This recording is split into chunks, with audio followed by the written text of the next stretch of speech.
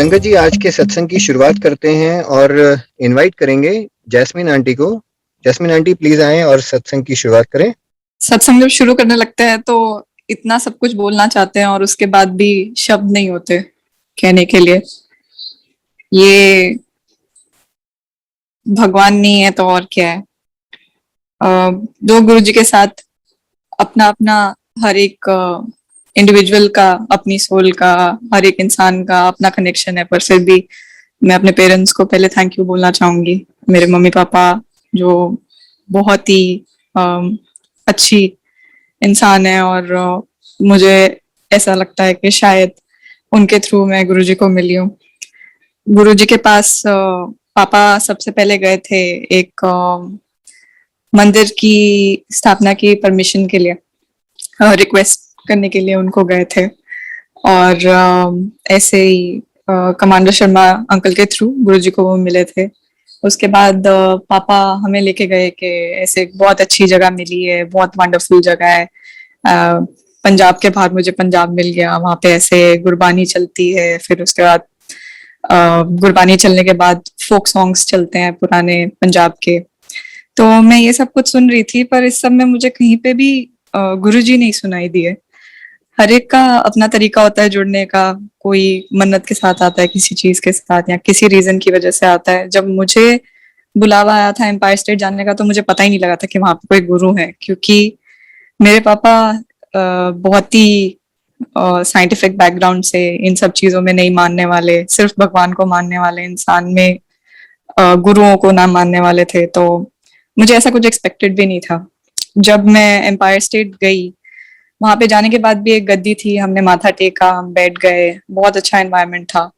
और थोड़ी देर हम लोग बैठे हुए थे, उसके बाद मैं देखती हूँ एक साथ वाले कमरे में से कोई जेंटलमैन आते हैं, बड़ी अच्छे से रोब वोब डाल के, अपना चोला डाल के, और आके वो गद्दी पे बैठ जाते हैं। सब लोग खड़े होते हैं और फिर उनके बैठते ही सब लोग बैठ जाते हैं। अब मैं शॉक में चली जाती हूँ, क्योंकि मैंने ऐसा कुछ एक्सपेक्ट ही नहीं किया था। और जब वो बैठ जाते हैं उसके बाद मुझे रियलाइज होता है कि हाँ, हर जगह उनकी फोटोग्राफ लगी हुई है। तो मुझे ये बिल्कुल भी पसंद नहीं आ रहा था देखने में। मैं बस वेट करी थी कि हम यहाँ से कब जाएंगे। उस टाइम मॉम की थोड़ी हेल्थ इश्यूज, गायनेकोलॉजिकल प्रॉब्लम्स चल रही थी। तो मुझे लगा कि थोड़ा अभी परेशान है, बाद में अपने आप सही रास्ते पे आ जाएंगे, थोड़ा टाइम दे दो मम्मी पापा को। गुरु जी बहुत ही ज्यादा प्रैक्टिकल गुरु थे। वो कुछ प्रवचन नहीं देते थे, कुछ बोलते नहीं थे। टेम्पल के बारे में, जो छोटा मंदिर था वो बहुत ही साफ सुथरा था, बहुत शांति वाला एनवायरनमेंट था वहां पे। इक्वालिटी थी, सब लोग एक ही चार लोग थाली में से खाते थे लंगर। और इंसान को इंसान समझा जाता था, किसी भी रिलीजन से चाहे वो आए।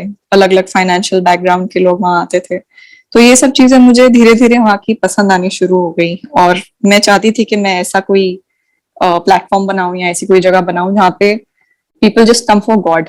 तो कोई भी इंसान किसी भी धर्म का आके एक साथ कलेक्टिव प्रेयर कर सकते हैं। तो दो मुझे नहीं पसंद था कॉन्सेप्ट, बट मैं फिर भी इन सब चीजों की वजह से I was okay with it. तो ऐसा हुआ कि मुझे पहली बार एक सपना आया जिसमें मैं स्कूल में जाया करती थी उस टाइम पे। तो मैं ट्यूशन जाने के लिए मैं वॉक कर रही हूँ, तो गुरुजी मेरे साथ साथ वॉक कर रहे हैं। मैं गुरुजी को साथ में वॉक करते हुए देखती हूँ, तो मैं फटाफट भागती हूँ, साइकिल पकड़ लेती हूँ, साइकिल चलाने लगती हूँ। साथ में देखती हूँ गुरुजी भी साइकिल चला रहे हैं मेरे साथ। मैं वहीं साइकिल फेंकती हूँ, भागती हूँ और एक चलती बस में चढ़ जाती हूँ। जैसे ही बस में चढ़ती हूँ, वहां पे खिड़की से देखती हूँ कि गुरुजी पीछे रह गए। तो जो कंडक्टर है, वो जो मुझे टिकट और पैसों के लिए बोल रहा होता है, वो भी गुरुजी होते हैं। मैं वापस से बस से उतरती हूँ, फाइनली एक ऑटो पकड़ती हूँ और बोलती हूँ कि गुरुजी अब तो यहाँ पे नहीं होंगे, बिकॉज मैं अकेली हूँ यहाँ पे। तो मैंने भैया को बोला, भैया चलिए फटाफट चलिए। तो हम लोग पहुंचे ट्यूशन वाली जगह पे, तो मैं पैसे देने लगती हूँ, तो वो पीछे मुड़ते हैं, तो वो भी गुरुजी होते हैं, और यहाँ पे मेरा ड्रीम खत्म हो जाता है। तो मुझे लगता है कि शायद मैं दिमाग में इन सब चीजों के बारे में बहुत सोच रही हूँ, इसलिए मुझे ये इस टाइप के थॉट्स आ रहे हैं। इसके बावजूद फिर मुझे वापस से एक ड्रीम आता है जिसमें गुरुजी मेरे साथ डेकोरेशन कर रहे हैं, किसी जगह की लाइट्स लगा रहे हैं, बट उनके पैर जो है वो जमीन को टच नहीं हो रहे। फिर मैंने सोचा ऐसे ही जैसे पहले सपना आया था, ये भी आया होगा, बट दरअसल बात ये थी कि वो मुझे बताना चाह रहे थे कि मैं उन्हें कितना भी अवॉइड करूं, वो सब जगह मेरे साथ ही हैं। गुरुजी की एक फ्रेग्रेंस आया करती थी जो कि बहुत ही खूबसूरत, बहुत ही वेलकमिंग हुआ करती थी, और मुझे उस पर भी डाउट रहता था कि ये सच नहीं है, ये कोई सिग्नेचर फ्रेग्रेंस इन्होंने रखी हुई है। कुछ संगत में लोगों के पास है, जहां जाते हैं स्प्रे कर देते हैं और सबको बोलते हैं गुरुजी आ गए, गुरुजी आ गए। तो मुझे उस पर भी विश्वास नहीं था। एक बार ऐसा हुआ कि हम लोग सोलन में थे, हिमाचल में। वहां पे मेरे मामा जी का अपना घर है। बेसिकली हम लोग किसी होटल में, किसी दूसरी जगह पे नहीं थे, अपने ही घर में थे, और सिर्फ मम्मी पापा और मैं। और तीनों की तबीयत खराब, ट्रिप खराब, सब बहुत बेकार जा रहा था। और तब मुझे गुरुजी की ऑल ऑफ सडन फ्रेग्रेंस आई, और मैं, मेरे लिए मेरे सारे लॉजिक फेल हो चुके थे उस टाइम पे। मुझे समझ नहीं आया ये क्या हुआ, मैं कहाँ पर थी। और जितना मेरा दिमाग चला, मैंने जाके अपने आप को बाथरूम में बंद कर दिया। This was not expected. फिर उसके बाद कई लोग कहते थे कि गुरुजी की आंखों में नहीं देखा जा सकता, एक वो रिस्पेक्ट होती है, या फिर उनका ऑरा ऐसा है। तो मैं बीइंग द क्रिटिकल वन के भाई ऐसे कैसे, इंसान ही है, मैं देखूंगी इनकी आंखों में। तो मैं गई, गुरुजी ऐसे ही साइड पे किसी के साथ बात कर रहे थे, तो मैंने माथा टेका उनको, जो मुझे पसंद नहीं था, बट क्योंकि मुझे उनकी आंखों में देखना था तो मैंने माथा टेका, और मैं उनकी तरफ देख रही थी। तो ऑल ऑफ अ सडन बात जिस वो लेडी से कर रहे थे छोड़ के, उन्होंने सीधा मेरी आंखों में आंखें डाल के देखा। और मैं बता नहीं सकती वो आंखें किस तरीके से चेंज हुई। पहले उसमें क्या आया, क्या एलिमेंट्स आए, फिर वो ग्रे स्टोन जैसी हो गई, पत्थर जैसी हो गई, फिर कुछ और हो गया। मुझे ऐसा लग रहा था कि मैं उठना चाह रही हूँ, पर मेरे कंधे पे कुछ ऐसा प्रेशर, कुछ वेट है जिसकी वजह से मैं उठ नहीं पा रही हूँ। वो था तो एक सेकंड, पर वो सेकंड मेरे लिए बहुत लंबा था। उसके बाद मैं उठ के वहां से, जब उन्होंने मुझे परमिट किया, वहां से चली गई। इसके बाद जो मुझे तीसरा सपना आया वो था जब गुरुजी गुड़गांव संगत के लिए एक सत्संग ऑर्गेनाइज किया था, जिसमें गुरुजी खुद आए थे। तो ऐसा हुआ कि मेरे स्कूल में थी फेयरवेल पार्टी। मेरे सीनियर्स को हम लोग फेयरवेल पार्टी दे रहे थे, और मेरी दो परफॉर्मेंसेस थी। एक परफॉर्मेंस बिगनिंग में थी, और एक शो खत्म होने के, पार्टी खत्म होने के बाद में थी। तो मुझे मेरे पेरेंट्स बोल रहे थे कि आप एक कर लो, आप या तो बिगनिंग वाला कर लो या फिर एंड वाला कर लो, ताकि हम आपको गुरु जी के पास ले जाएं। तो मुझे लगा कि ये क्या हो गया, मुझे कोई रास्ता नहीं दिख रहा था, तो मैंने गुरु जी को ही प्रे कर दी। क्योंकि मुझे मंदिर में बहुत लोग, ऐसा गिने चुने लोग होते थे मंदिर में, तो एक दूसरे का चेहरा पहचान जाते थे, नाम से नहीं जानते थे, बट एक वो एक दूसरे के लिए बहुत रिस्पेक्ट और रिगार्ड होता था एज गुरु भाई। तो वो जैसे ही एम्पायर स्टेट में मुझे एज न्यू फेस देखते थे, तो मुझे गुरु जी के बारे में बताने लग जाते थे। तो किसी ने मुझे बताया था कि गुरु जी को आपको जाके नहीं बोलना पड़ता या पूछना पड़ता, ये पूर्ण है, आप जो मन में बोलोगे इन्हें पता लग जाएगा। तो मुझे लगा अच्छा, ये मन में जो बोलेंगे सुन सकते हैं, तो फिर कभी आप मुझसे बात मत करना, क्योंकि हमारी नहीं बनने वाली है। मैं इन सब चीजों में विश्वास नहीं करती हूँ। खैर, ये बात छोड़ के मैंने उस दिन गुरुजी से प्रेयर किया कि मैं अपने फ्रेंड्स के साथ जो है रहना चाहती हूँ, यहाँ पे एंजॉय करना चाहती हूँ। मैं आपको अगले दिन आके मिलूंगी, आज मुझे मत बुलाना। छोड़ा, कंटिन्यू किया, परफॉर्मेंस वगैरह स्टार्ट हुई। बाद में परफॉर्मेंसेस दोनों हो भी गई, मॉम डैड नहीं आए। आफ्टर पार्टी भी स्टार्ट हो गई, फिर भी मॉम डैड नहीं आए। सुबह से रात हो चुकी थी। अब गए, सो गए। अगले दिन मुझे मॉम डैड की अलग कमरे में से आवाज आ रही है कि मम्मी पापा को बोल रही है कि आपसे 5 मिनट के लिए नहीं ला सकते थे। तो मैंने कहा कि रुको रुको रुको, मैं नहीं बोला था गुरुजी को कि मुझे नहीं आना है, मुझे अपने फ्रेंड्स के साथ एंजॉय करना है, तो इसलिए शायद आप लोग नहीं आ पाए। तो पापा बोल रहे थे कि मैं उसमें बिजी था, मैं नहीं जा पाया चीजें कोऑर्डिनेट वगैरह करने में। फिर मैंने उन्हें बताया कि उस रात को मुझे एक ड्रीम आया था, जिसमें जैसे जो मेरी नेवर एंडिंग कंप्लेंट्स थी गुरुजी के साथ, उसमें एक ये भी थी कि जब बड़े फंक्शंस हुआ करते थे तो कभी कभार गुरुजी आदेश देते थे कि पूरी संगत नाचेगी, डांस करेगी। तो सब अपनी अपनी जगह डांस करते थे, किसी को आता था, किसी को नहीं आता था, तो वो जॉगिंग कर रहा होता था। बट ये है कि उन्होंने ऑर्डर दे दिया तो सबने करना है। तो मुझे लगता था कि गुरुजी, ये लोग तो इतने भोले हैं, आप उनको ऐसे ही ऑर्डर कर देते हो, ये तो गलत बात है। आप बैठे हुए हो गद्दी पे, आपको भी डांस करना चाहिए इनके साथ। तो उस रात को गुरुजी मेरे सपने में आए। छोटे हो गए, मैं एज में छोटी थी, तो मेरी हाइट मेरी एज के हुए, और उन्होंने ऑरेंज गुजराती फोक ड्रेस डाली हुई थी। तो 4 डांडिया स्टिक्स लेकर आए। अब मैंने बोला वो तो मुझसे बात मत करना, तो ये तीसरा सपना था, पर हमारी सपने में भी कोई बात नहीं हुई थी। तो उन्होंने मुझे 2 डांडिया स्टिक्स दी, 2 खुद रखी और आंख के आईब्रो से ही ऐसे इशारा किया कि शुरू हो जाओ। तो हमने कुछ आधा पौना घंटा एक दूसरे के साथ डांडिया किया। वेरी गुड, मैंने मम्मी पापा को ये सब बातें बता दी। हो गई बात खत्म, भूल गए कि भाई प्रॉमिस किया था कि अगले दिन आना है। शाम को एक मैरिज थी, हम लोग वहां पे चले गए, मैरिज में गए, एंजॉय कर रहे हैं सब फ्रेंड्स संगत एक साथ। तो ऑल ऑफ अ सडन में गेट पे क्या देखती हूँ, गुरुजी आ रहे हैं। And all of a sudden it click मी कि अरे मैंने तो बोला था कि मैं आपके पास आऊंगी और मैं भूल गई। और मैंने कहा ये कौन है जो जो इंसान इनमें बिलीव भी नहीं कर रहा है, इनको मानता नहीं है, उसका प्रॉमिस रखने के लिए ये ऐसा कर रहे हैं। And if I am not wrong, शायद थर्सडे था या एम्पायर स्टेट खुला था उस दिन, उसके बावजूद वो उस दिन आए थे। तो बैठे, लड्डू प्रसाद दिया। अब cutting the long story short, जो नंबर ऑफ कोइंसिडेंस थे वो बहुत ज्यादा बढ़ते जा रहे थे और इग्नोर करना डिफिकल्ट होता जा रहा था। तो मैंने सोचा या तो ये है या नहीं है, मैं बीच में नहीं रहना चाहती थी कि मैं इन्हें मान भी रही हूँ और नहीं भी मान रही हूँ।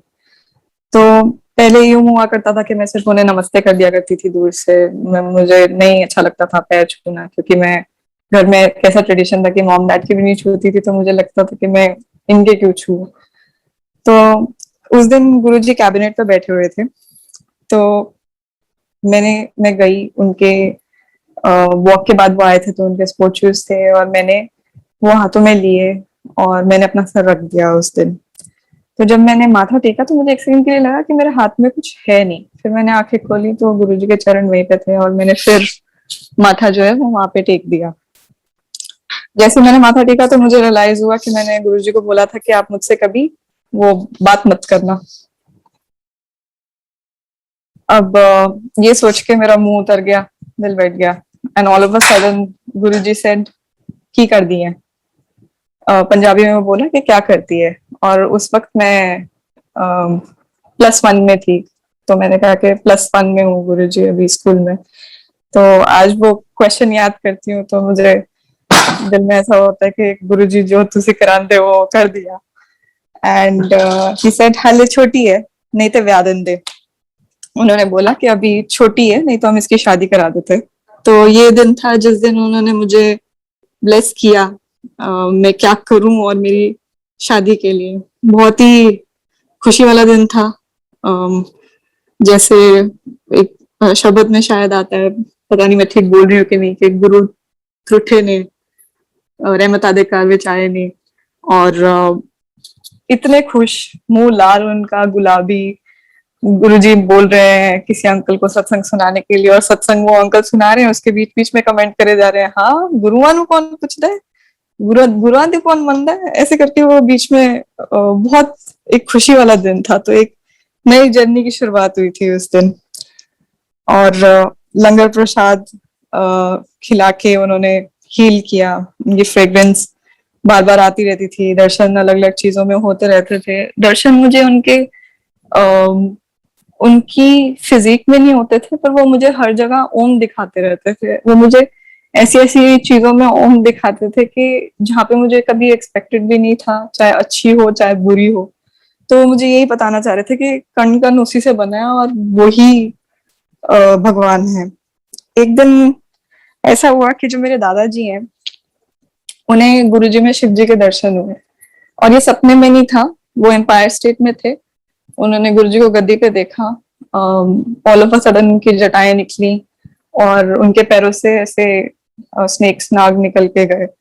तो जब मैंने दादाजी की ये बातें सुनी, जो आपका ही फैमिली मेंबर होता है, आपको पता है कि वो आपसे झूठ नहीं बोल रहा है, तो मैंने उनसे पूछा कि आपको तो फिर बहुत ज्यादा विश्वास हो गया होगा, बहुत फेथ आ गया होगा आपको।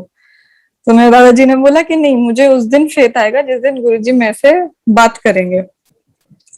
तो मुझे ऐसा लगा कि गुरुजी अगर ऐसा ही है, क्योंकि मैं भी उस टाइम पे शिव भगत थी और शिव जी के दर्शन होना मेरे लिए बहुत बड़ी चीज थी। तो मैंने कहा कि आप मुझे भगवान के दर्शन की जगह फेथ ही दे दो, डायरेक्ट चीज ही दे दो, आप मुझे फेथ ही दे दो। मैंने उस दिन ऐसी अरदास कर दी। गुरु जी की आईज जो थी, मैं देखती थी वो कभी सिंक्रोनाइज चलती थी, कभी डिफरेंट चल रही होती थी। और मुझे पहले पहले थोड़ा वियर्ड भी लगता था, बट अपने आप ही सवाल आते थे और अपने आप ही जवाब आ जाते थे कि वो इतने जायंट सुपर कंप्यूटर की तरह उनका सब चीजें चल रही होती थी कि वो किसी भी अंग को कैसे भी यूज कर सकते थे, मल्टीपल नंबर ऑफ पीपल को स्कैन कर सकते थे, उनके कर्म काट सकते थे। और ऐसे ही मेरे ना एक मन में सवालों की लड़ी सी चलती रहती थी। अभी भी ऐसा है कि कुछ साल तक शांत होंगी, फिर वापस कुछ सवाल आने शुरू हो जाएंगे। तो जब मैं बड़े मंदिर गई थी पहली बार, तो मेरे जितने भी सवालों के जवाब थे वो मुझे आई डोंट नो समहाउ मिलने शुरू हो गए थे। और तब मुझे गुरुजी की पहली बार क्लियर आवाज आई थी शिव मूर्ति के सामने कि मिल गए तेनू तेरे जवाब। और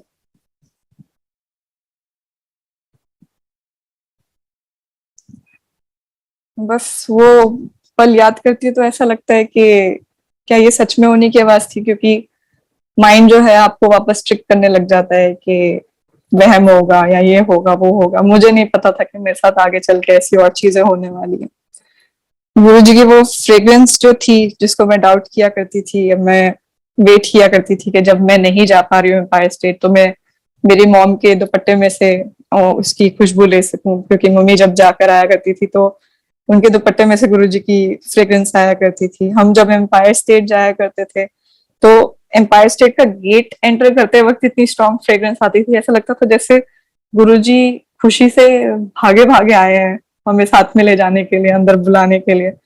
और जो पूरा छोटा मंदिर था वो उनकी फ्रेग्रेंस से भरा होता था। एक बार ऐसा हुआ कि हम लोग मंदिर गए, जैसे ही एम्पायर स्टेट में एंटर किया एकदम से इतना स्ट्रॉन्ग विश आया गुरुजी की फ्रेग्रेंस का। और वो ऐसा होता था कि मन करता था कि आप इनहेल ही करते रहो, अगर एक्सेल कर दिया और ये चली गई तो ये मोमेंट चला जाएगा। तो जब मैंने इतनी ज्यादा स्ट्रॉन्ग फ्रेग्रेंस महसूस की तो मैंने राइट साइड में देखा तो गुरुजी जस्ट दरवाजा खुलते ही नीचे वाली साइड पे जहाँ पे संगत बैठा करती थी वहां पे बैठे हुए थे।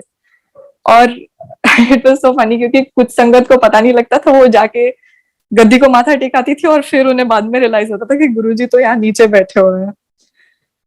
और ऐसी छोटी छोटी चीजें काफी याद आती हैं, हम नहीं समझ पाते उनको। किसी ने मुझे बोल दिया था कि गुरुजी को लड़कियां सूट पहनती हैं वो बहुत अच्छा लगता है। मैं बहुत ही ज्यादा टॉम बॉयज थी, मेरा तो सूट से दूर दूर तक नाता नहीं था। तो एक सूट मैंने स्पेशली सिलवाया था कि गुरुजी को पसंद है तो चलो मैं एक सूट सिलवा लेती हूँ। बट मैं इतनी ज्यादा ऑकवर्ड थी उसमें कि मैं जब एम्पायर स्टेट के छोटे मंदिर के जब गेट पे आई तो गुरुजी कैबिनेट पे बैठे हुए थे और 3-4 लोगों ने उनको सराउंड किया हुआ था, उनके आसपास खड़े थे। तो मैंने कहा गुरुजी मेरा ना दूर से ही प्रणाम ले लो आज आप, क्योंकि मुझे ये संभालना नहीं आ रहा, तो मैं आपको बाद में आके मिलती हूँ। तो उसी समय ऑटोमेटिकली एक अंकल इधर एक अंकल उधर, गुरुजी ने मेरी तरफ देखा, सर हिलाया और वापस एक अंकल आगे और फिर आगे। तो हर एक छोटी बात का उन्हें पता हुआ करता था।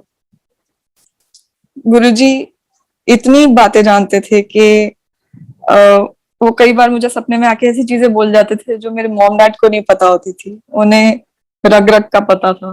फिर सब जानने के बावजूद भी मैं इतना डिमांडिंग बच्चा था, मतलब इतना मैं छोटी छोटी चीजों के लिए डिमांड करती थी कि मेरी लाइफ ऐसी होनी चाहिए, वैसी होनी चाहिए, मुझे ये चाहिए वो चाहिए।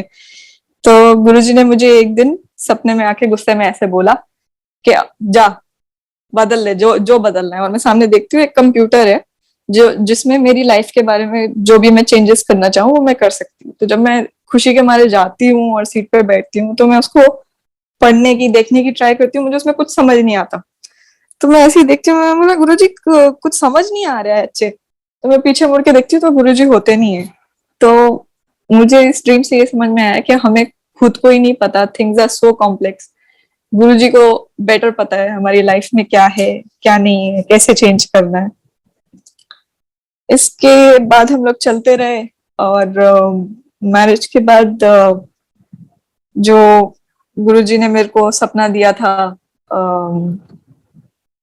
गुजराती ड्रेस में डांडिया के साथ, उस वक्त ऐसा हुआ कि आई थिंक एक डेढ़ या मे बी इवन 2 साल तक मैं सोचती रही हूँ सपने के बारे में, कि सब लोग बोलते हैं गुरुजी के सपने का कुछ मतलब होता है, कुछ मतलब होता है। मुझे तो इसमें मतलब समझ नहीं आ रहा। मैं पंजाबी हूँ, गुरुजी पंजाबी है, हम दोनों को भांगड़ा शांगड़ा करना चाहिए था, ये कहाँ से गुजराती स्टिक्स लेकर आ गए और डांडिया करने लग गए। नहीं समझ में आया मतलब।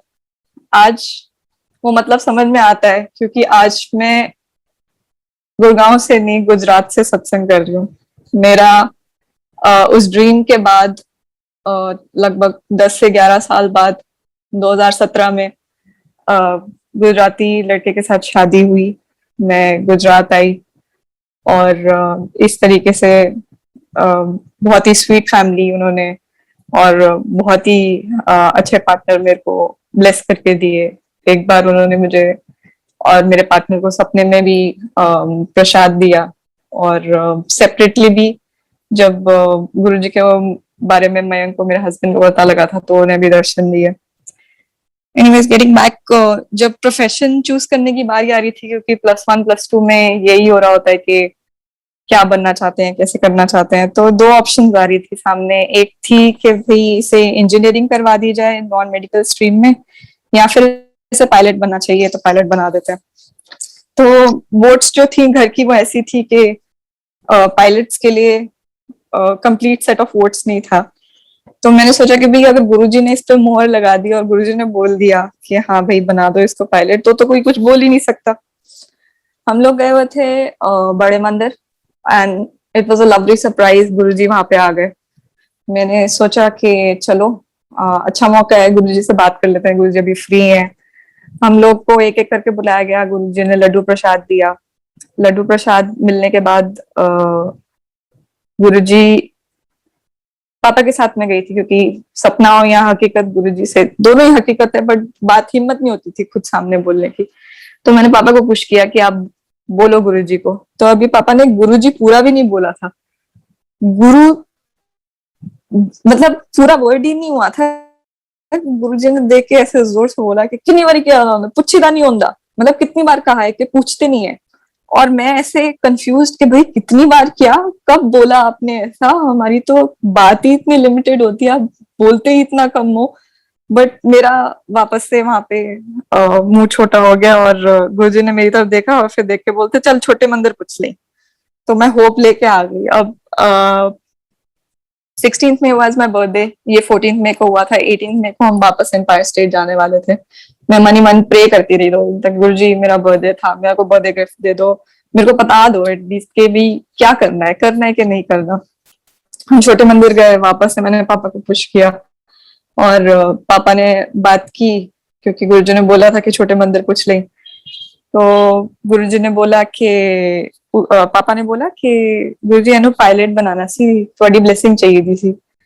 तो गुरुजी ने ऐसे धीरे से ऐसे हाँ बोल दिया। तो मैं खुश तो थी इस चीज के लिए कि मुझे परमिशन मिल गई, बट कहीं ना कहीं मेरे मन में थोड़ा डाउट था कि हम इतना लो होके क्यों, इतनी दबी हुई आवाज में क्यों। खैर पायलट आंटी से बात हुई तो शी सेड कि भाई गुरुजी जब नो बोलते हैं तो it's a very strict no, अगर उन्होंने यस बोला it means yes, do not doubt about it. फिर उसके बाद मुझे अगेन एक ड्रीम आता है जिसमें मैं गुरुजी के साथ एम्पायर स्टेट में हूँ। मैंने सूट डाला हुआ है और मैं उनकी सेवा में लगी हुई हूँ। गुरुजी जो है मुझे बोलते हैं कि खुद में समाधि से जान लग गया, मैंने कोई डिस्टर्ब ना करे, और ये बोल के वो ऊपर वाले फ्लोर पे चले जाते हैं। अभी वो ऊपर वाले फ्लोर पे जा ही रहे होते हैं कि ऑल ऑफ अ सडन एक अंकल का, एक संगत का फोन आता है। तो वो बोलते हैं मुझे कि हम बहुत प्रॉब्लम में हैं, प्लीज गुरुजी से बात करा दो। मैंने कहा गुरुजी ने इंस्ट्रक्शन दिए कि अभी उनको डिस्टर्ब ना किया जाए, तो वो जा रहे हैं उसमें। तो उन्होंने बोला कि नहीं हमारे लिए बहुत इंपॉर्टेंट है, बात करा दो। तो मैंने अंकल को बोला उनकी अर्जेंसी देख के कि मैं देख कर आती हूँ, इनकेस नहीं गए होंगे अभी तो मैं बता दूंगी। इतने मैं ऊपर जाती हूँ तो वहां पे एक ग्लास चेम्बर होता है जिसमें गुरुजी अंदर जाते हैं। तो जब मैं वापस जाती हूँ अंदर देखने के लिए तो ग्लास चेम्बर में गुरुजी नहीं होते हैं, और मुझे समझ नहीं आता कि ये क्या सपना था, इसका क्या मतलब था। कुछ दिनों बाद समझ में आया कि गुरुजी ने जो है वो समाधि ले ली है। और एक्चुअल में जब मैंने उनको नेक्स्ट देखा तो मैंने उन्हें ग्लास के बॉक्स में ही देखा था। और ये मेरा पहला फ्यूनरल था जो मैंने अटेंड किया था। इससे पहले कभी भी ऐसा नहीं हुआ था। मतलब ऐसे ही बस चले गए और मेरी आंखों के सामने वो सीन जो है वो बार बार रिप्ले हो रहा है कि जिसमें गुरुजी लाइक पापा और बाकी संगत जो है गुरुजी को कंधे पे लेकर जा रहे हैं। बिकॉज ऐसा तो कभी सोचा ही नहीं था, क्योंकि गुरुजी हमें लिफ्ट करके चल रहे थे और ऐसा लग रहा था बस वो ये बोल रहे हैं कि सबने जाना है, सब यहीं रह जाना है, कर लो, टाइम रहते जो करना है कर लो। और जो जगह हम एज बच्चे जहाँ पे खेला करते थे वहां पे समाधि हो जाएगी, ऐसा तो कभी सोचा ही नहीं था। उस पल उनकी खुशबू तक नहीं आ रही थी, उनकी खुशबू के लिए तरस रहे थे। एक किशोरी अंकल थे, उनसे खुशबू आया करती थी उनकी, तो जानबूझ के उनके आसपास से गुजर रहे थे, बट उनसे भी नहीं उस वक्त आ रही थी। तो मतलब बुरे हाल थे, दिल टूट चुका था उस वक्त।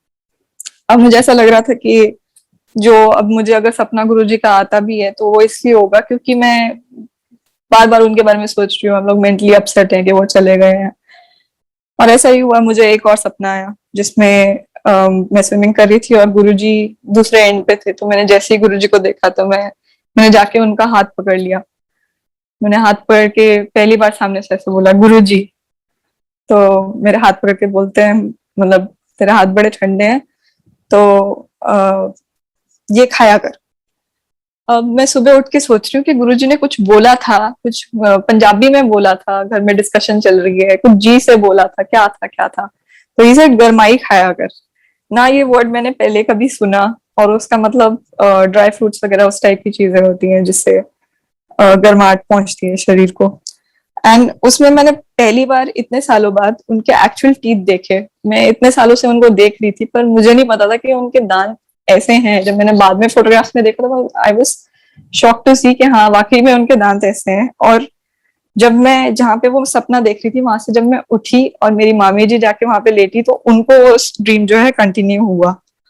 फिर भी समहाउ 31st डेट जब मई की आती थी मैं परेशान हो जाती थी। और एक बार ऐसा हुआ कि मैं एक आंटी के घर पे सत्संग पे गई थी और उन्होंने बताया कि कैसे उनका इतना सिवियर एक्सीडेंट हुआ था गुरुजी से मिलने से पहले स्कूटर पे, और कैसे बाइक वालों ने ऐसे एक सर्कल, एक घेरा बना लिया था। She was pregnant, she lost her child, uncle was badly injured. तो वो मुझे बता रहे थे कि गुरुजी उस वक्त भी हमारे साथ थे, हमें नहीं पता था उस टाइम पे, वो हमें प्रोटेक्ट कर रहे थे। जैसे ही उन्होंने ये बोला मुझे खुली आंखों के साथ ये विजन दिखाई देता है कि मैं जब छोटी हूँ और मैं अपने लॉन में घूम रही हूँ गुरुजी से मिलने से पहले वो मेरे आसपास आगे पीछे घूम रहे हैं। मैं जब दार्जिलिंग गई हुई हूँ अपने स्कूल ट्रिप पे और वहां पे लैंडस्लाइड हो रही है तो उन्होंने मेरी बस को रोक के बचाया हुआ है। तो तब मुझे रियलाइज हुआ कि मुझे पता ही नहीं है वो कब से मेरे साथ थे और कब तक मेरे साथ रहने वाले हैं। ये सब सुन के वापस ताकत आनी शुरू हो गई। पायलट प्रोग्राम के लिए मैंने अप्लाई करना शुरू कर दिया। यूएस जाने की तैयारी कर रही थी। समाधि पे यूएस की वो फाइल की, वो भी जो एक मन में होता है ना कि हाँ जी माथा टिका दिया मैंने। बट सब कुछ उल्टा हुआ, होना वही था जो गुरुजी चाहते थे। मेरा वीजा रिजेक्ट हो गया सारी प्रिपरेशन के बाद भी। और मेरे को नानी के घर भेज दिया गया ब्रेक पे कि भाई आप थोड़ी देर छुट्टी मना लो, देखते हैं क्या करना है। और जब मैं नानी मम्मा के घर पे गई तो वहां पे मुझे एक पायलट मिले जिन्होंने मुझे बोला कि बेटा इसमें रिसेशन आने वाला है, आप तब भी करना चाहते हो कोर्स। मैंने बोला हाँ मैं तब भी करना चाहती हूँ। तो उन्होंने मुझे कुछ कुछ फ्लाइंग क्लब के नाम बताए। अब इनमें वो फ्लाइंग क्लब में जो जिस फ्लाइंग क्लब के लिए मैं यूएस जाना चाह रही थी गुरुजी ने वैसे तीन, एक नहीं तीन फ्लाइंग क्लब इंडिया में खोले। और मैं वहां पे गई, मैं ब्रांड न्यू जहाज पे फ्लाइंग कर रही थी। ओवरनाइट प्रोग्राम बना, मैं और पापा उस जगह पहुंचे। हमने जॉय राइड की, वो फ्लाइंग शुरू होने से पहले एक आपको सॉर्टी पे लेके जाते हैं दिखाने के लिए, तो मैं और पापा पीछे बैठ के देख रहे थे। मैंने पापा को बताया नहीं, बट मुझे एक खेत में पेड़ से बना हुआ ओम दिखाई दिया, और उसके बाद मैंने वहां पे 200 घंटे फ्लाइंग की, मुझे वो ओम कभी नहीं दिखाई दिया। वो उसी दिन मुझे दिखाई दिया था। ट्रेनिंग के दौरान बीच में कुछ ऐसा हुआ कि मेरी बारी थी फ्लाइंग पे जाने की, पर मैं आधे घंटे से इंजन ऑन करके ग्राउंड पे बैठी हुई थी और मुझे टेक ऑफ नहीं करने दिया। तो मैं बंद करके आई कि जब मेरे को अलाउ करेंगे तब मैं चली जाऊंगी। इतने में जो मेरे बाद जाने वाले थे वो सर एयरक्राफ्ट लेके चले गए। तो मुझे बहुत बुरा लगा, और मैं पापा को फोन पे बोल रही हूँ कि ऐसे कैसे कर सकते हैं, मैंने तो फ्लाइंग की ही नहीं, मैंने टेक ऑफ ही नहीं किया है, मैं ग्राउंड पे ही आधे घंटे से फ्यूल बर्न कर रही थी। तो पापा ने मुझे कुछ नहीं बोला, उन्होंने बोला कि गुरुजी को पता होता है क्या सही वक्त है क्या सही वक्त नहीं है। उस टाइम तो वो मेयर वर्ड्स ही लग रहे थे। बट हुआ ये था कि मैं और पापा के फ्रेंड के एक सन थे, जो हम लोग का ऑलमोस्ट सेम डे पे, ऑलमोस्ट सेम टाइमिंग पे बर्थ हुआ था। सो आई एम अज्यूमिंग के हमारे लिए टाइम सेम चल रहा था, और उस टाइम पे उसका बाइक पे बहुत बुरा एक्सीडेंट हो गया था, इन विच ही पास्ड अवे। वो नहीं बच पाए थे, और उस टाइम पे मुझे इंजन स्टार्ट करके बिठाए रखा, पर मुझे टेक ऑफ नहीं करने दिया। सब ट्रेनिंग वगैरह कंप्लीट हो गई, और ट्रेनिंग के बाद जी पता लगा कि एक मल्टी इंजन भी करना होता है। अभी तो हमने एक इंजन वाला एयरक्राफ्ट किया है, अभी 2 इंजन वाला एयरक्राफ्ट का भी ट्रेनिंग करनी होती है। तो फाइनेंस उस हिसाब से डिसाइडेड था। पापा के पास पैसे जो थे एक कंपनी में वो अटके हुए थे, वो काफी टाइम से आ नहीं रहे थे। मुझे मल्टी इंजन की ट्रेनिंग के लिए चाहिए थे 3 लाख, और उसके रजिस्ट्रेशन के लिए चाहिए थे 10,000 रुपए। और जो वो पैसे पापा के इतने ड्यूरेशन से अटके हुए थे, वो उसी टाइम पे चेक में आते हैं। And the amount, you guess, 3,10,000 rupees, it's exact. Guruji हर बार हर चीज का अरेंजमेंट करते थे, एवरी टाइम। रिसेशन आने के वक्त दो मैंने पायलट की ट्रेनिंग कर ली थी, पर जैसा कि उन्होंने मुझे समाधि वाले ड्रीम में दिखाया था कि मैं सेवा कर रही थी, और मुझे बड़े मंदिर में सेवा मिल गई थी। मेरी मॉम को तो समझ नहीं आ रहा था कि ये क्या सेवा करेगी, क्योंकि मैंने कभी कुछ किया ही नहीं था किचन में। तो मैं ये सोच के गई थी कि मैं आलू ही छील लूंगी, बट मुझे वहां पे सेवा करने का मौका मिला, और गुरुजी ने मुझे चपाती बनानी सिखाई, सब कुछ सिखाया। इस ड्यूरेशन में बिना जॉब के मेरे लिए मेरा ये पिलर बन चुका था कि ये एक जगह है जहां मैं हूँ। मेरे को 5 साल लगे जॉब नहीं मिलने में, बट इन इस ड्यूरेशन में मुझे जो जो गुरुजी ने सिखाया वो मैं डिस्क्राइब भी नहीं कर सकती। एक टाइम ऐसा आया कि कुछ हो नहीं रहा था, और मैं बहुत परेशान हो रही थी, फ्रस्ट्रेट हो जाती थी। तो मेरी मॉम ने बोला कि तुमने गुरुजी को क्या बोला था कि तुम्हें पायलट बनना है, तुम बन गई पायलट, अब इसके बाद मूव ऑन, क्या करना है। तुमने ये थोड़ी ना बोला था गुरुजी पायलट बना के मेरी जॉब लगा दो, पायलट बनाने को बोला था, पायलट बना लिया। और ऐसा दिल टूटता था उस टाइम पे, पर फिर भी गुरुजी मोटिवेट करते रहते थे, इंडिकेशन भेजते रहते थे। एक बार सदा आंटी को ड्रीम आया, उन्होंने फोन करके बताया पापा को कि इफ यू अलाउ मी तो मैं बताऊं। तो उन्होंने बोला मैंने ऐसे देखा कि मैं एक ट्रेन के डब्बे में हूँ, वहां पे गुरुजी हैं, एक कुल्हाड़ा है, और उससे मैं ना फटाफट फटाफट वहां पे एक बॉक्स है उसमें उसको डाल रही हूँ, कोयले को। तो गुरुजी कह रहे हैं छेती छेती पा, जल्दी जल्दी डालो। तो वो फटाफट डाल रही है, तो उनको डालते डालते रियलाइज होता है कि ये चारकोल नहीं है, कोयला नहीं है, ये रोज पेटल्स है। तो वो पूछती है कि गुरुजी मतलब है कि ये, मतलब ये ट्रेन क्या है, किधर जा रहे हैं। तो गुरुजी कहते हैं तू कमली है, ये ट्रेन नहीं, ये जेट एयरक्राफ्ट है। तो बोलते हैं अच्छा जेट एयरक्राफ्ट, तो बोलते हैं हाँ। तो पता है तेनू पता है ये कौन चला रहा है। तो उन्होंने बोला नहीं, तो कहते उन्होंने बोला पायलट आंटी, गुरुजी ने। तो शी सेड कि अच्छा पायलट आंटी, सेखो आंटी जो है संगत में उनकी बात हो रही है। तो उन्होंने बोला वो कमली है, वो नहीं, छोटे पुष्कर दी कुड़ी है। So when I heard this dream, तब मुझे जो मन में एक दबी हुई इच्छा थी कि जब भी मैं पायलट बनूं तो बड़े एयरक्राफ्ट की जब मैं पायलट बनूं तो गुरुजी अगर होते फिजिकल फॉर्म में तो वो मेरे साथ उस एयरक्राफ्ट में होते। तो पहले उन्होंने वो मुझे ड्रीम दिखा के वो चीज ब्लेस की, ना ही उन्होंने मुझे ब्लेस किया, बट उन्होंने संगत के ऊपर फूलों की वर्षा की उससे। दूसरी चीज, मैं जेट एयरक्राफ्ट चला रही थी जो मेरा सपना था। और तीसरी चीज, संगत में मुझे लोग आके पायलट आंटी बोल देते थे, बट मुझे बड़ी शाय फील होता था, मुझे ऑकवर्ड फील होता था, बिकॉज जब गुरुजी ने किसी को पायलट आंटी बोला है तो वो पायलट आंटी है, मैं नहीं हूँ। एक वो सीनियर भी थी तो एक वो रिस्पेक्ट भी रहता था। तो गुरुजी ने मुझे सामने से पायलट आंटी बोला, so I accepted it that day. खैर, ये सपना आने के बाद भी मेरा पेशेंस टेस्ट काफी चला।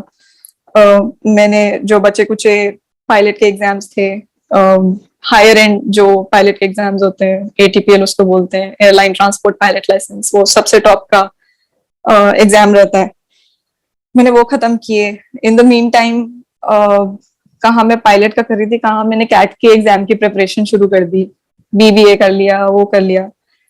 तो एक क्रिसमस को मैं एम्पायर स्टेट गई और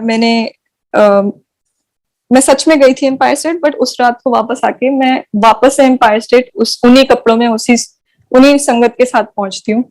और मैं देखती हूँ गुरुजी स्टेयर से ऊपर जा रहे हैं। तो तब ना मुझे, जब छोटी थी तो मुझे जनरल कपूर अंकल और गुरुजी की वो बॉल्ड हेड की वजह से कंफ्यूजन हो जाता, मुझे लगा था जनरल कपूर अंकल जा रहे हैं। तो मैंने ऐसे ही कंफर्म करने के लिए बोला गुरुजी। तो गुरुजी मुड़े और मैंने उनकी तरफ देखा और जो मेरी आंखों से आंसू बहे हैं, और मैंने सीधा अपना सर उनके माथे में रख के बोला कि गुरुजी, मुझे मुझे आपकी बड़ी याद आती है। बस मैं यही बोल पाई और मैं कुछ नहीं बोल पाई। तो मुझे देख के बोलते हैं कि मैं कितने गया, मैं तो कितने भी नहीं गया, तो जब भी मैंने याद करेंगी मैं इत्थे ही होवांगा। एंड उसके बाद मुझे नहीं याद, मैं वहीं पे खड़ी थी तो गुरुजी ने खुद ही कुछ बोला उसमें। ही सेड, एक काम कर, पहले ए कर, फिर ए पे पढ़ दे, फिर ए कर, और फिर देखांगे। अब उसके बाद मैं हर पेपर देने के बाद पूछती थी गुरुजी को, गुरुजी ए पेपर, इस पेपर की बात कर रहे थे, किस पेपर की बात कर रहे थे। अब कैट करने के बाद मैं एमबीए के लिए भी पहुंच गई। I went to Bangalore for my MBA. अब मतलब मेरा फ्रस्ट्रेशन, इरिटेशन जो है वो बढ़ती ही चली जा रही थी, क्योंकि मैं गुरुजी के साथ सब सेंसेस से कट होती जा रही थी। पहले मैं फिजिकल सेंस से उनकी कट हो गई, वो मुझे आंखों के सामने दिखने बंद हो गए। फ्रेग्रेंस उनकी कम हो गई। पहले ड्रीम ज्यादा आते थे, अब वो कम आने शुरू हो गए। एम्पायर स्टेट हट गया, उसके बाद बड़े मंदिर में हम लोग जाने शुरू हो गए, बड़े मंदिर का रूटीन बन गया। अब बड़ा मंदिर भी मेरे हाथ से छूट गया। तो लाइक मैं बहुत ज्यादा परेशान थी। तो उस टाइम पे मैं गुरुजी को क्वेश्चन करी थी, गुरुजी क्यों, मतलब आप मेरे साथ ऐसा क्यों कर रहे हो।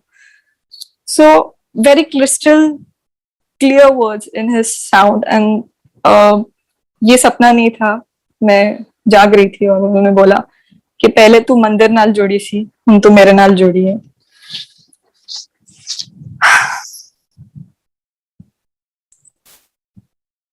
पहले ऐसे होता था कि उनके पैर नहीं छूने हैं, उसके बाद ऐसा होता था कि भाई मैं उनके पैरों के लिए भागती रहती थी, और कभी वो अलाउ करते थे संगत को पैर छूने के लिए, कभी दूर से ही आ गया होती थी। तो मुझे समझ नहीं आता था, कभी ऐसा लगता था ओ गुरु जी के आज चरण छूने को मिल रहे हैं, बट जैसे ही माथा टेकते थे तो गुरु जी के पैर उन्होंने चौंकड़ी मार के, आलती पालती मार के ऊपर किए होते थे, तो नीचे सिर्फ वो क्लोथ ही होता था। तो एक दिन मैंने ऐसे ही सर अपना रखा कि गुरुजी ने तो पैर ऊपर ही किए होते हैं, और मैंने धार से अपना माथा नीचे पटक दिया और गुरुजी के पैर में इतनी जोर से लगी, और आई वाज सो एम्बैरेस्ड। तो नेक्स्ट टाइम क्या हुआ कि मैंने सोचा कि मैं ना to show my love to him I go and kiss his feet. तो मैं जब जा रही थी तो मैंने उनके माथे, वो उनके चरणों में माथा रखा, और मैंने उनकी चरणों में वो किस कर दिया, और मैं वहां से भागी। और वो भागने की एनर्जी भी उन्होंने दी, और जैसे ही मैं गेट से बाहर निकली, मेरे घुटने मेरा वजन नहीं ले पा रहे थे वो उस खुशी के मारे। तो ये सब होता रहा। और जैसे मैं पहले बता रही थी कि मैंने दूसरे सपने में देखा था गुरुजी के चरण नहीं लग रहे हैं जमीन पे, फिर जब मैंने उनके चरण हाथ में लिए तो वो मुझे नहीं महसूस हुए। अब मुझे सत्संग करते हुए याद आ रहा है कि उनपे मिट्टी तक नहीं लगी हुई थी। और ये सब सोचते हुए मेरा एक रूटीन होता था बैंगलोर में, जिसमें मैं संडे को गुरुद्वारे जाती थी। तो 6 days कॉलेज एंड संडे को गुरुद्वारा। तो वहां पे एक काफी सीनियर वो पाठी जी थे, तो उनके कुछ बच्चे कुछ दिन थे। तो उन्होंने समझाया कि गुरु गुरु के चरण को हृदय में कैसे बसाते हैं। जब आप उनके बोले हुए राह पे चलते हो, जो वो आपको कह रहे हैं और आप वो मान लेते हो, तब जाके गुरु के चरण जो है वो आपके दिल में बस जाते हैं।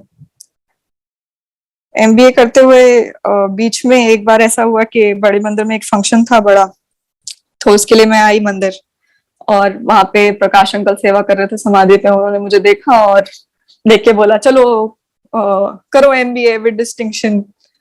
और मुझे ऐसी क्वेश्चन मार्क्स आया। मैंने समाधि की परिक्रमा की, मैं वापस आई, मैंने कहा मैंने तो ज्यादा कुछ बताया ही नहीं हुआ लोगों को कि मैं एमबीए कर रही हूँ, और सब लोग मुझे एज पायलट ही जानते हैं, जितने लोग जानते हैं। तो मैंने अंकल को पूछा कि अंकल आपने ऐसा क्यों बोला, तो वो मुझे देख के बोलते मुझे तो याद ही नहीं है मैंने ऐसा कुछ बोला है। और उस सेमेस्टर में मुझे सच में डिस्टिंक्शन ही आई थी। There was no doubt about it. मैंने कुछ ऐसी खास पढ़ाई नहीं की थी, पर गुरुजी ने मुझे उस सेमेस्टर में डिस्टिंक्शन दिलवाई। उसके बाद मेरी इंटर्नशिप की बारी आई, और मुझे सरप्राइज मिला कि इंटर्नशिप के साथ और उसके बाद मैं बड़े एयरक्राफ्ट की ट्रेनिंग करने वाली थी। ये मुझे मेरे फादर ने एज बर्थडे गिफ्ट दिया था, कि मुझे किसी एयरलाइन ने लिया नहीं था, पर मैं उसकी आगे ट्रेनिंग के लिए जा रही थी, और ये गुड़गांव में था। दो या 3 साल पहले मैं इस ट्रेनिंग के लिए बाहर जाना चाह रही थी, पर गुरुजी ने जाने नहीं दिया किसी वजह से, और एक्चुअली हमें बचा लिया, क्योंकि हमारा बहुत ज्यादा खर्चा हो जाता। और ये एक ऐसा कुआं है जिसमें आप पैसे डालते ही रहो, और शायद कुछ निकले या ना निकले। क्योंकि एक बार ये ट्रेनिंग हो गई, उसके 6 महीने बाद आपको ये ट्रेनिंग करती ही रहनी पड़ती है, क्योंकि जनरली एयरलाइन करवाती है ट्रेनिंग, बट अगर आप एयरलाइन के साथ नहीं हो तो आप खुद उसके लिए पैसे देके आप खुद वो ट्रेनिंग करते हो। और मैंने गुरुजी को देख के बोला, गुरुजी हद हो गई है, पहले आपने मेरे को फ्लाइंग क्लब के लिए नहीं जाने दिया, चलो वो तो फिर भी इंडिया में था, ये मतलब बड़े एयरक्राफ्ट की ट्रेनिंग तो आपने गुड़गांव में ही खोल दी है। मैं घर पे खाना खाकर आती थी और ट्रेनिंग करके जाती थी, और इतना इजी बना दिया था गुरुजी ने मेरे लिए ट्रेनिंग करना, और सिर्फ अपनी ट्रेनिंग पे फोकस करना और बाकी चीजों की चिंता ना करना। जब ये ट्रेनिंग होती है तब 2 पायलट की ट्रेनिंग साथ में होती है, और मेरा पार्टनर जो था वो जैसी ग्राउंड क्लासेस खत्म हुई और ट्रेनिंग शुरू होने वाली थी, तो जेट एयरवेज की नौकरी आनी, वैकेंसी आनी शुरू हुई थी, तो वो छोड़ के चले गए उस टाइम पे, क्योंकि उन्हें लग रहा था कि मैं इतने पैसे इन्वेस्ट करूं और शायद जॉब ही लग जाए स्ट्रेट अवे। तो मैं उस टाइम पे इतनी अपसेट थी, मुझे नहीं पता था क्या करना, मैं इतनी परेशान हो चुकी थी हर जगह ऐसे ऑब्स्टिकल्स देख देख के, और मुझे नहीं पता था कि जो होने वाला है आगे वो इतना अनएक्सपेक्टेड होने वाला है। क्योंकि अगर 2 लोगों में से एक ही पर्सन है, तो एक तो ट्रेनिंग आगे नहीं चल सकती, और दूसरा जो डबल पैसे मिल रहे थे उनको, वो नहीं मिल पाएंगे।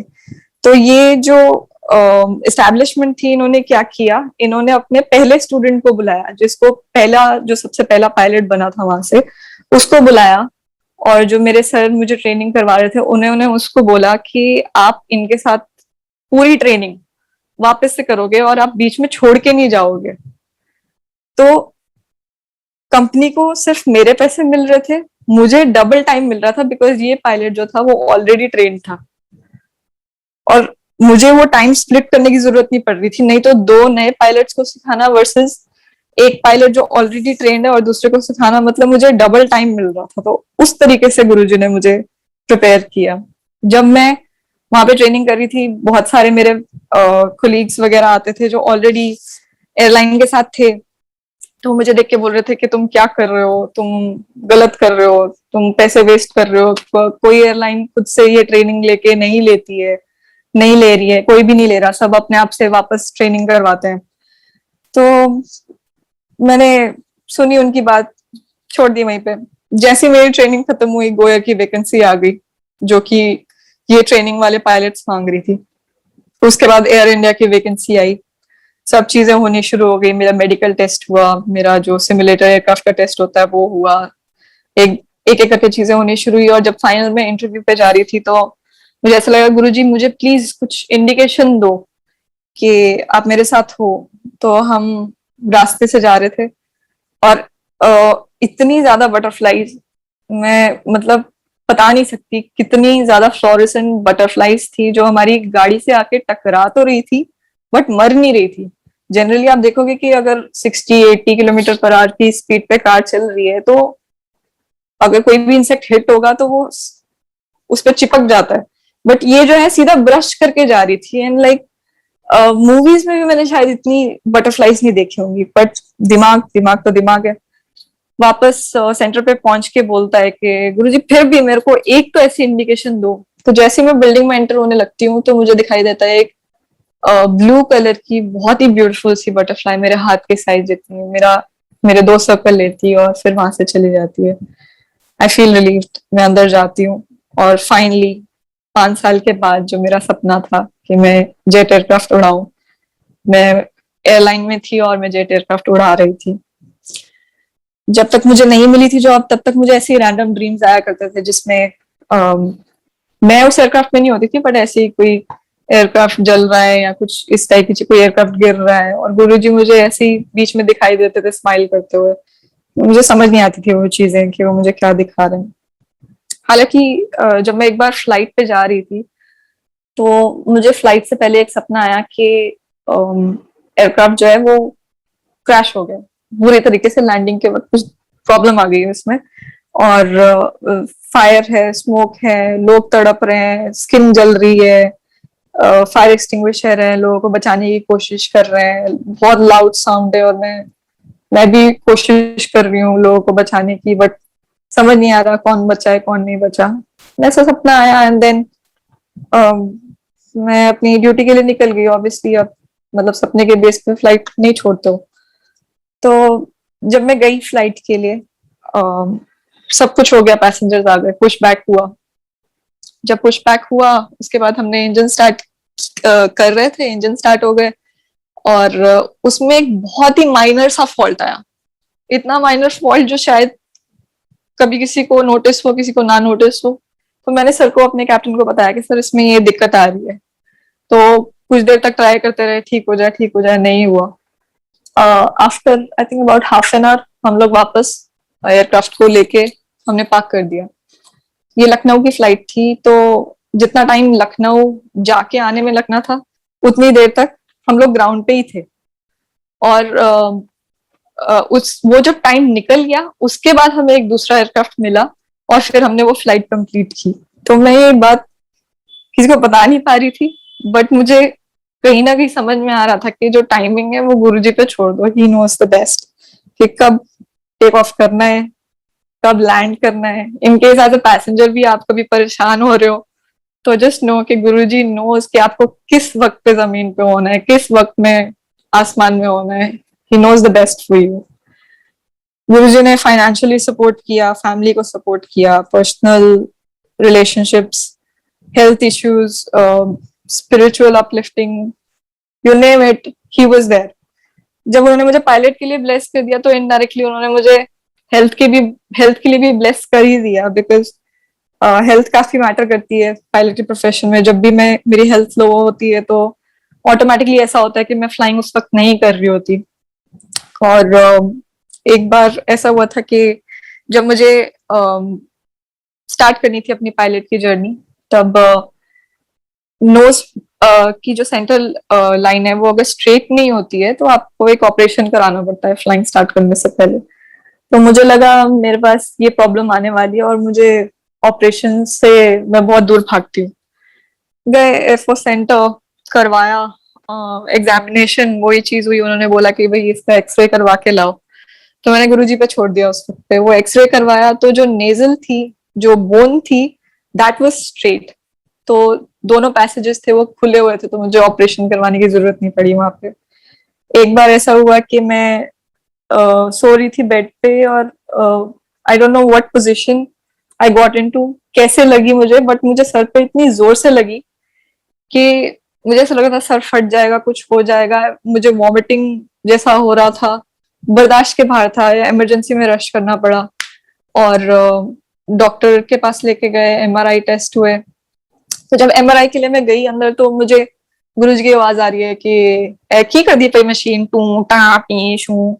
तो like he was making me as comfortable as possible. अभी मैं ये सत्संग जो है थोड़ा भूल चुकी हूँ, बट जब मैं अपने बेड पे आई थी और मैंने आसपास के बेड के नंबर्स देखे थे और मेरा बेड का नंबर देखा था, तो कुछ दिन पहले मुझे ऐसा ड्रीम आया था कि गुरुजी हमें कहीं लेके गए हैं किसी की शादी में या कहीं पे, वहां पे हमें बोला गया है कि आप अभी यहाँ पे आराम करो। तो वहां पे ऐसे ही बेड पे नंबर्स लगे हुए थे और मेरा नंबर 5 था, जो वापस से वहीं पे 5 था। तो मतलब हर चीज का वो ध्यान रखते हैं, हर चीज फुलफिल करते हैं एक के बाद एक। मतलब इतनी एक्सटेंड तक कि उन्होंने मुझे सिखाना शुरू कर दिया कि अगर आपको एक चीज चाहिए तो वो कैसे मिलती है और क्या करना चाहिए उसके लिए। बट एक टाइम के बाद you don't want what you want from him, you want what he wants from you. मतलब आप ये नहीं चाहते हो अब कि मैं वो मांगू जो मैं उनसे मांग सकता हूँ, आप ये चाहते हो कि मैं वो हो जाऊं या वो बन जाऊं जो वो चाहते हैं। वो आपको इतनी तृप्ति दे देते हैं चीजों के लिए, आपकी इच्छाओं के लिए, कि आपको मतलब जब आपकी वो इच्छाएं पूरी होती है तो आपको उसके आगे सुनने की, समझने की एक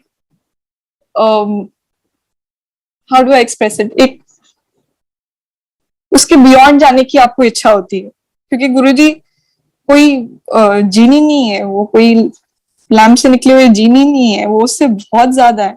और वो हर सिचुएशन में आपके साथ है, आपका हाथ पकड़ के चल रहे हैं। जैसे कि मैं इसकी बात कर रही थी, इच्छाओं की बात कर रही थी, मुझे पहले डायमंड्स का बहुत ज्यादा होता था कि मुझे जब मैं फ्लाइंग करनी शुरू करूंगी, मैं पायलट बनूंगी, मैं डायमंड लूंगी, ये करूंगी। और मुझे पायलट की जो जर्नी चल रही थी उससे पहले ही एक ऐसा सपना आया जिसमें मैंने बहुत सारे ऐसी एक लैंड देखी जहाँ पे पेड़ ही पेड़ हैं और हर पेड़ में बड़े बड़े सॉलिटेयर्स लगे हुए हैं, मतलब एप्पल के साइज के सॉलिटेयर्स लगे हुए हैं। एंड कार्तिकेय जी जा रहे हैं उस पे, पीकॉक पे, और वो पीकॉक की डस्ट में से भी डायमंड्स निकल रहे हैं। और ये डायमंड्स जब मैं देख रही हूँ, उसके बाद जब मैं सपने से उठ भी गई, उसके बाद भी मेरी वो जो ईगरनेस थी, वो इच्छा थी, उसको लेके बहुत ज्यादा कम हो चुकी थी। तो मेरे पापा ने तब मुझे एक बुक दी थी, ऑटोबायोग्राफी ऑफ अ योगी। उसमें से उन्होंने मुझे एक पर्टिकुलर चैप्टर खोल के दिया था जिसमें कुछ सिमिलर चीजें लिखी थी और ये क्यों होता है वो लिखा था।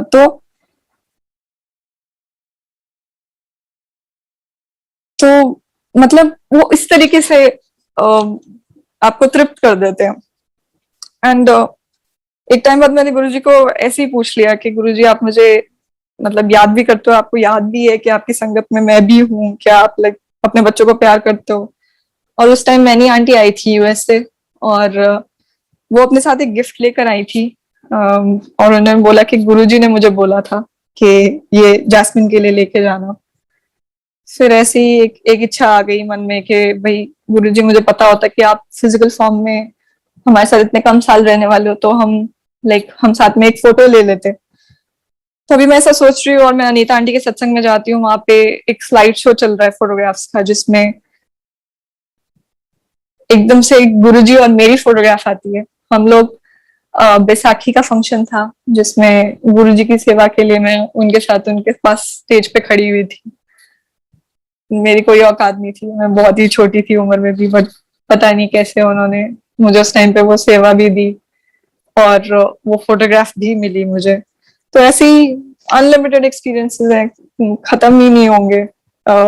एक बार मेरी सिस्टर ने मुझे ये बोला कि गुरुजी ने बोला है कि मेरे बारे में कि जासमीन चंगी कुड़ी है, बट खिजिया ना करे, क्योंकि मैं बहुत इजीली इरिटेट हो जाती हूँ। And like my father logical person, irritation होना हमारे लिए बहुत ही आसान है। और मैंने बहुत कोशिश की कि ये अपने आप निकल जाए, बट नहीं निकलती थी। तो मैंने गुरुजी को बोला, गुरुजी प्लीज ये आप खुद ही निकाल लो अब। उसके बाद उन्होंने इतनी सारी चीजों में डाला जो मुझे इतना ज्यादा इरिटेट करती थी, पर खूबसूरती इस बात की थी कि उन्होंने कभी मेरा हाथ नहीं छोड़ा। तो जैसे वो बच्चे को पकड़ के चलाते हैं ना, चलाना सिखाते हैं, वैसे वो सिखाते हैं। जैसे बच्चे का हाथ पकड़ के सिखाते हैं, बेटा ए, ये ए होता है, तो वैसे ही वो हमारा हाथ पकड़ के हमें लाइफ की ABCD सिखा रहे हैं। आज भी आई थिंक हमें नहीं पता है हमें क्या मिल गया है, आज की डेट में भी हमें नहीं पता है हमें क्या मिल गया है। I will just wind it up last के एक छोटे से सत्संग के बाद। मेरी जो कार थी उसका एक्सीडेंट बहुत ज्यादा होता था। इस तरीके से होता था कि मैं कार में नहीं होती थी, कभी कभार होती थी, बट जनरली मुझे डैमेज नहीं होता था, बट कार को हर बार डैमेज होता था। मुझे तो लगता है इंश्योरेंस कंपनी वाले भी सोचते होंगे कि वेट करते होंगे कि ये गाड़ी कब आए। तो एक दिन गुरुजी ने मुझे ड्रीम में बोला कि गड्डी दी चाबी लेके आ। एंड बहुत ज्यादा प्लेजेंट मूड में नहीं थे गुरुजी ने, ऐसे ही चाबी मांगी। और सुबह उठ के हम सब ने, मेरे मामा जी ने, मेरे डैड ने, मैंने, जितनी भी गाड़ियों की चाबी थी हमने सब रख दी आउट ऑफ लव के, गुरुजी सारी गाड़ियों की चाबी ले लो, हमारी गाड़ी की भी चाबी ले लो। तो मैं उनको ऐसे ही पूछती रहती थी कि गुरुजी आप खुश हो ना, खुश हो, गुरुजी आप खुश हो ना। तो दिसंबर में मैंने उन्हें देखा सपने में। ही वॉज वेरी हैप्पी, बैठे हुए थे गद्दी पे और आसपास उनके बहुत ज्यादा गोल्डन लाइट थी, और बस उन्हें खुश देख के मैं बहुत ज्यादा खुश थी। तो यही है, अच्छे रहो, अच्छा करने की कोशिश करो, अच्छा नहीं कर सकते हो तो एटलीस्ट बुरा मत करो, try to be a better person. बंदे बनना सीख जाए हम गुरु जी के साथ। Thank you so much Guru ji.